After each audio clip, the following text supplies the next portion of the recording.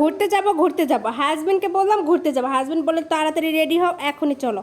Care করার কাজটা সব সেরে তো যাইতে হবে, তাই আমি তাড়াহুড়ো করে কাজ সারছিলাম।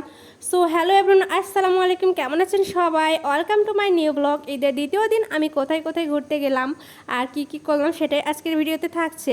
তো এই যে হাজবেন্ড বলেছে ঘুরতে নিয়ে যাবে, আর আমি সব কাজ তাড়াহুড়ো করে সেরে নিচ্ছিলাম যে ঘুরতে যাবো। আর আমি এই যে রেডি, আমার ছেলে আমি রেডি। হাজবেন্ড বলছে তোমরা রেডি হও, আমি আসছি। তো এই তো আমরা রেডি হয়ে গিয়েছি, আমি আমার ননদ, হাজব্যান্ড, আমার ছেলে ঘুরতে যাচ্ছি। তো এই যে আমরা অটো নিয়েছি, যেহেতু আমার ননদ আছে, আমরা তিনজন, বাইকে খুব কষ্ট হয় যাইতে, এই জন্য আমরা অটো নিয়ে যাচ্ছিলাম। আর এখানে যে বাবু তার আব্বুর কাছে, আব্বুর কোলে করে, তো আমরা এখানে রিক্সা নেওয়ার জন্য সামনে এগোচ্ছিলাম। তো এখানে আমার ছেলের আবার জ্বর আসছিল, এই জন্য আমি দেখছিলাম যে জ্বরটা আর কি বেশি নাকি। তো আমরা ওষুধ কেনার জন্য যাচ্ছিলাম যে ওষুধ নিয়ে খাওয়াই দেব। আসলে জ্বরটা এখনই মনে হলো যে আসছে। তো এই যে আমরা ওষুধ কিনে অটোতে করে যাব। আজকে যাব ঘুরতে হচ্ছে আমার শ্বশুর বাড়ি, এখানে অনেক সুন্দর একটা নদী আছে, নদী দেখতে। আসলে ঈদের পর সবাই বেড়াতে যায় বাবার বাসায়, আমার আর সেই ভাগ্য নাই। আমার শ্বশুরবাড়ি অনেক দূরে, তো এজন্য আর কি করার, এখানে সেখানে ঘুরতে হবে। বাবার বাসায় তো আর যাওয়া হবে না, প্রায় বাবার বাসায় যাইতে লাগে 6 থেকে 7 ঘন্টা।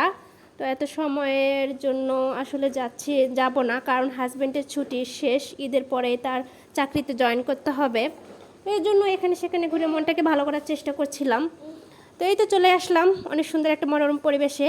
আর ফার্স্টেই আমি আমার ছেলেকে ওষুধ খাওয়ার জন্য ওষুধ বের করেছিলাম, আর ওষুধ দেখে তো আমার ছেলে কান্না শুরু করে দিয়েছে, ওষুধ সে খাবে না। কিন্তু এই তো ওষুধ খাওয়ানোর পর সে বাবা ছেলে হাঁটছে। এখানের পরিবেশটা মোটামুটি ভালো ছিল, কিন্তু অনেক ভিড় ছিল, অনেক আমরা ভিড়ের ভিতর না যেয়ে সাইটে এসে আমরা একটু ছবি টবি উঠাচ্ছিলাম। এই তো পদ্মা নদীর শাখা, এটাকে বলে হচ্ছে গুদার বাজার, রাজবাড়ি। ঘুরে একটু মনটাকে ভালো করার চেষ্টা করেছিলাম, কিন্তু তারপরও আপনি পুরো পৃথিবীটা ঘোরেন না কেন, বাবার বাড়ির মতন শান্তি কোথাও মিলবে না। তবে হাজব্যান্ড বলেছে এবার বড় ছুটিতে আসলে আমাকে নিয়ে যাবে। আমি হাজব্যান্ডকে বলছিলাম জানো এবার ঈদে সবাই যাবে সবার বাবার বাড়িতে বেড়াতে, কিন্তু আমি যেতে পারবো না।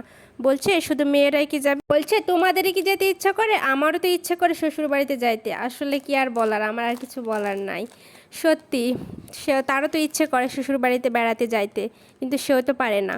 আসলে অনেক দূরের রাস্তা, তো আসলে যাওয়া আসায় আমাদের 2 দিন লেগে যায়, থাকতে যদি যায় আরও 3-4 দিন, আসলে মন ভরে না। তো বড় ছুটিতে আসলে আসলে বছরে 6 মাসে একবার যাওয়া পড়ে আমার বাবার বাসায়। তো আপনাদের কার কার বাবার বাসা দূরে অবশ্যই বলে যাবেন কমেন্টে। তো আজকের ভিডিও এই পর্যন্তই, ভালো থাকবেন সবাই, ধন্যবাদ, আসসালামু আলাইকুম।